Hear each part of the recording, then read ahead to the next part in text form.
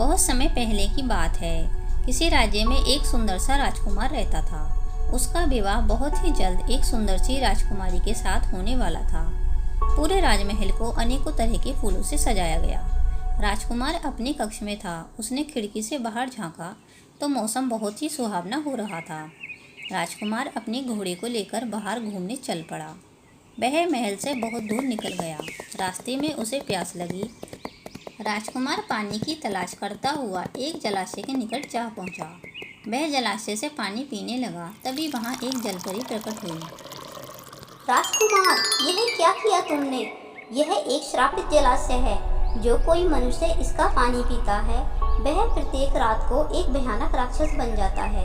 अब तुम भी हर रात को एक राक्षस बन जाओगे। उसके बाद तुम्हें कुछ भी याद नहीं रहेगा और तुम्हारे सामने जो भी होगा तुम उसे खाने के लिए उस पर हमला कर दोगे। हे जलपरी, इसका कोई उपाय तो होगा। मैं इस दोष से कैसे मुक्त हो सकता हूँ? राजकुमार, इसका सिर्फ एक ही उपाय है जो बहुत ही कठिन है। यहाँ से 5 कोस दूर पर एक पहाड़ है जिसमें संजीवनी बूटी नाम का एक पौधा है। उस पौधे के रस को पीने से तुम इस श्राप से मुक्त हो सकते हो। और यदि उस पौधे की पत्तियों को इस जलाशय में लाकर डाल दिया जाए तो यह जलाशय भी श्राप मुक्त हो जाएगा। लेकिन तुम्हें रात को किसी जगह पर छुपना पड़ेगा जिससे तुम किसी को हानि ना पहुंचा सको। राजकुमार ने जलपरी को धन्यवाद दिया और उस पहाड़ की ओर निकल पड़ा। पहाड़ अभी दूर था और कुछ समय में अंधेरा होने वाला था। राजकुमार नहीं चाहता था कि कोई उसके हाथ से मारा जाए। अपने आप को छिपाने के लिए वह एक गुफा के अंदर चला गया। वहाँ मुंह से आग उगलने वाला एक भयंकर डायनासोर रहता था जिसके आतंक से पूरा राज्य कांपता था। वह डायनासोर खेतों में आग लगाकर फसल को नष्ट कर देता था, लोगों के घरों को जला देता था और जो भी उसके सामने आता वह उसे अपनी भयंकर आग से जला डालता। सभी लोग उस डायनासोर से बहुत परेशान थे। उस राज्य का राजा भी अपनी प्रजा की हालत को लेकर बहुत चिंतित था। राजकुमार को देखकर डायनासोर ने मुंह से आग उगलनी शुरू कर दी और उसकी ओर बढ़ने लगा। डायनासोर को अपनी ओर आते देख राजकुमार डर गया। उसी समय रात हो गई और राजकुमार एक भयंकर राक्षस के रूप में बदल गया। आग का उस राक्षस पर कोई असर नहीं हुआ। राक्षस को देखकर डायनासोर डर गया और डर के कारण वहीं रुक गया। उसके बाद उस राक्षस ने डायनासोर को मार दिया। सुबह होते ही राक्षस राजकुमार के रूप में बदल गया, लेकिन उसे रात की घटना के विषय में कुछ भी याद नहीं था। जब वह गुफा से बाहर निकल रहा था तब गांव के कुछ लोग उसके पास आए और पूछने लगे, हे वीर पुरुष, आप कौन हो और इस गुफा में क्या कर रहे थे? इस गुफा के अंदर तो एक खूंखार डायनासोर रहता है। आप उससे बचकर बाहर कैसे आ गए? मैं आपके पड़ोसी राज्य का राजकुमार हूँ। उस डायनासोर ने मुझे कोई हानि नहीं पहुँचाई। वह तो गुफा में मरा हुआ पड़ा है। यह बात सुनकर गांव वाले आश्चर्य में पड़ गए और उसे देखने के लिए गुफा में गए। गांव वालों ने जब पास जाकर देखा तो सच में वह खूंखार डायनासोर मरा हुआ था। यह बात पूरे राज्य में फैल गई कि एक खूंखार डायनासोर को एक मामूली से लड़के ने मार दिया है। फिर उस राज्य का राजा राजकुमार को अपने राजभवन में बुलाता है। हे वीर राजकुमार, तुम्हारा बहुत बहुत धन्यवाद। आज तुमने मेरे राज्य को उस खूंखार डायनासोर से मुक्ति दिलाई है। तुमने बहुत बहादुरी का कार्य किया है। हम तुमसे बहुत प्रसन्न हुए। हम तुम्हें उपहार स्वरूप कुछ देना चाहते हैं। राजकुमार को रात की घटना के विषय में कुछ भी याद नहीं था, इसलिए उसने कुछ भी लेने से मना कर दिया। लेकिन राजा ने फिर भी अपनी खुशी से एक जादुई चिड़िया राजकुमार को भेंट में दी और कहा, राजकुमार, यह एक छोटी सी भेंट हमारी तरफ से स्वीकार करो। इसकी सहायता से तुम आसानी से कहीं भी जा सकते हो। यह एक जादुई चिड़िया है। तुम्हें तुम्हारी मंजिल तक कुछ ही समय में पहुंचा देगी।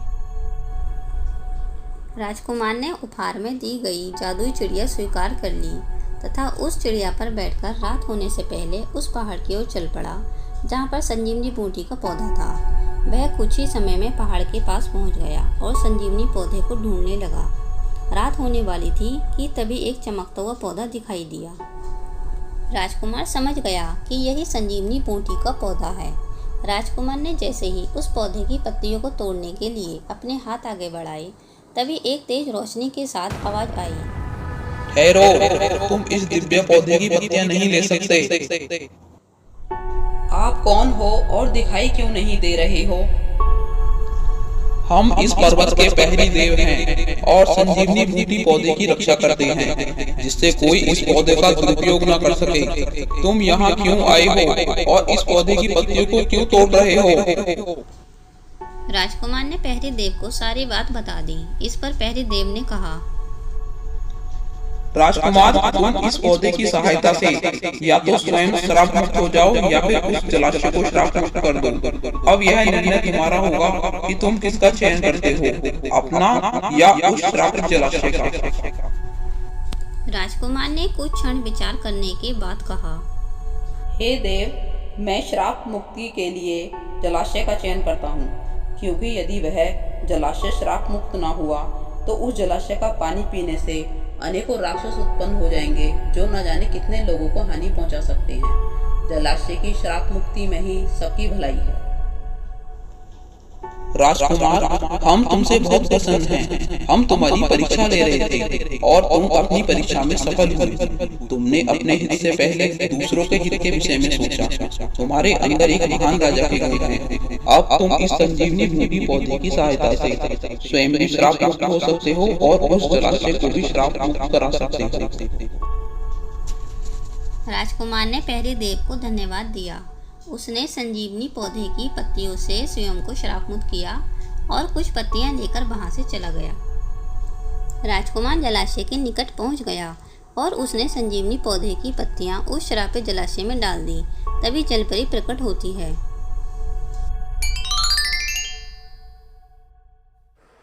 राजकुमार, तुम बहुत परोपकारी हो। तुमने इस जलाशय को श्राप मुक्त करके एक महान कार्य किया है। अब इस जलाशय का जल भी अन्य जलाशयों की भांति पीने योग्य हो जाएगा। जलपरी, अगर आप मुझे श्राप मुक्ति का उपाय न बताती तो यह कार्य संभव नहीं हो पाता। आपका बहुत बहुत धन्यवाद। जलपरी, अब मुझे अपने राज्य की ओर प्रस्थान करना चाहिए। राजकुमार, मैं आशा करती हूँ कि तुम सावधानी पूर्वक सकुशल अपने राज्य में पहुँच जाओगे। इतना कहकर जलपरी जल में चली गई। चिड़िया रानी, शीघ्र ही हमारे राज्य की ओर चलो।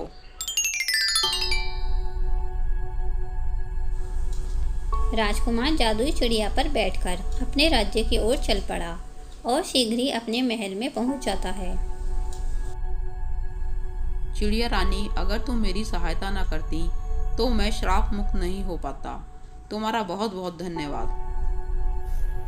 राजकुमार, इसमें धन्यवाद की कोई बात नहीं है। यह तो मेरा कर्तव्य था। राजकुमार, मैं बहुत भाग्यशाली हूँ जो मुझे आपकी सहायता करने का अवसर मिला। हमें हमेशा दूसरों की भलाई के विषय में सोचना चाहिए, क्योंकि दूसरों की भलाई में ही हमारी भलाई निहित होती है।